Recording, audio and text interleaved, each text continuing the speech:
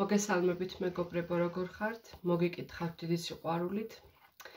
ძალიან დიდხნიანი პაუზის შემდეგ დაგიბრუნდით და ვეცდები, რომ ამიერიდან ხშირ-ხშირად შემოგთავაზოთ ვიდეოები.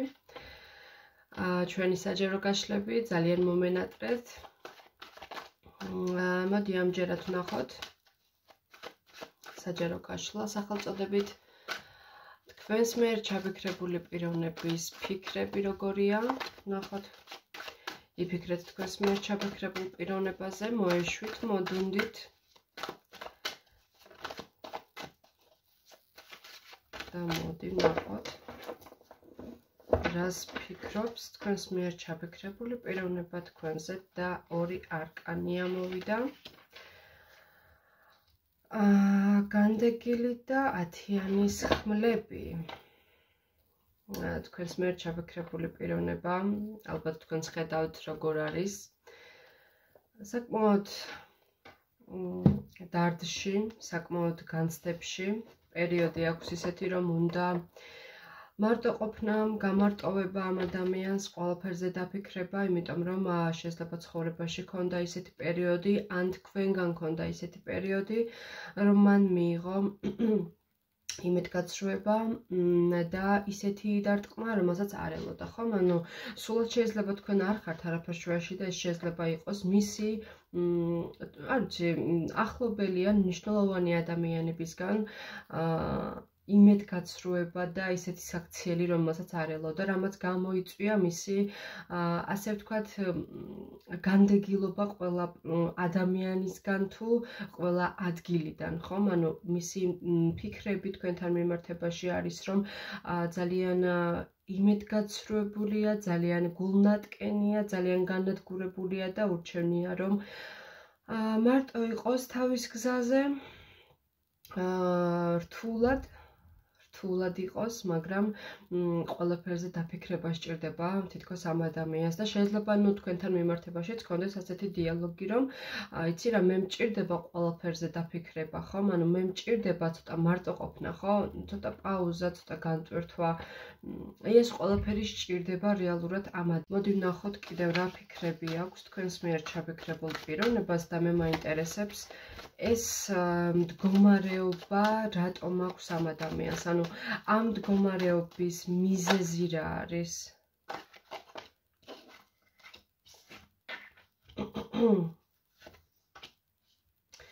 ძალიან საინტერესოა.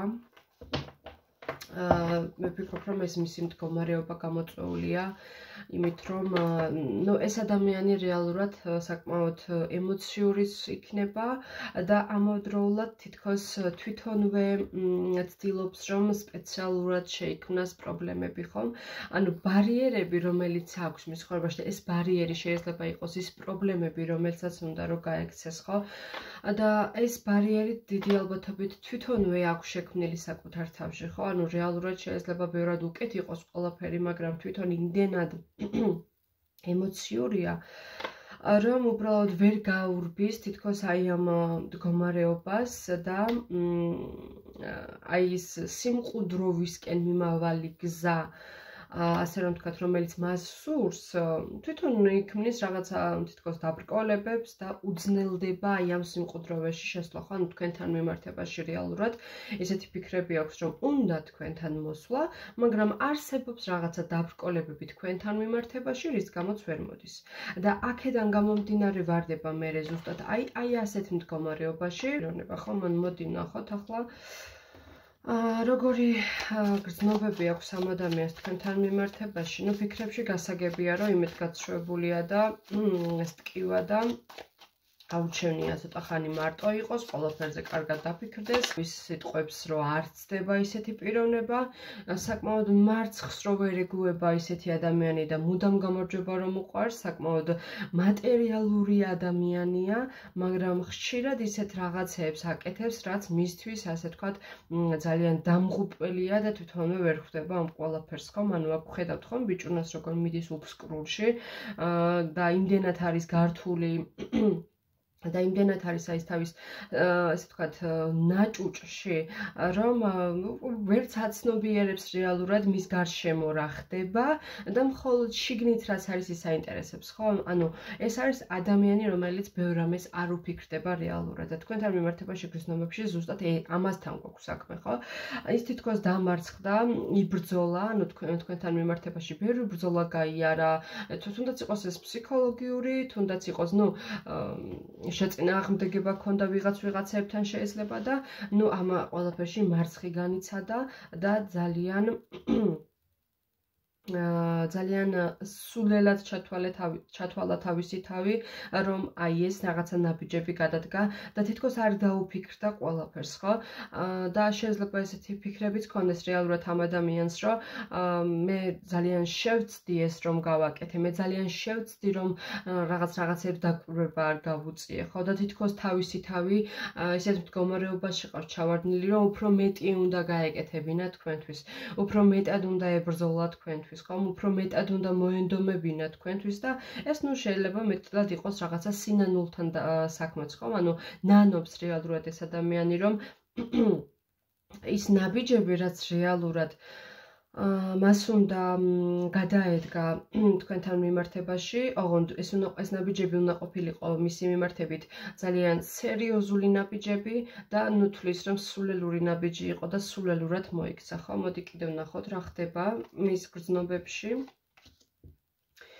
ძალიან ემოციური და ძალიან რომანტიკოსი სხვადასხვა სამავდროულად, აი ისევ ექვსიანის ხმლები. ამ ადამიანს ჭირდება სიახლეები თქვენთან მიმართებაში. მისი გრძნობები როგორია, იცი, მე თქვენ გითხრათ, რომ რეალურად ნახეთ როგორ დაკავშირდა ეს ორი არკანი ერთმანეთთან, ხო?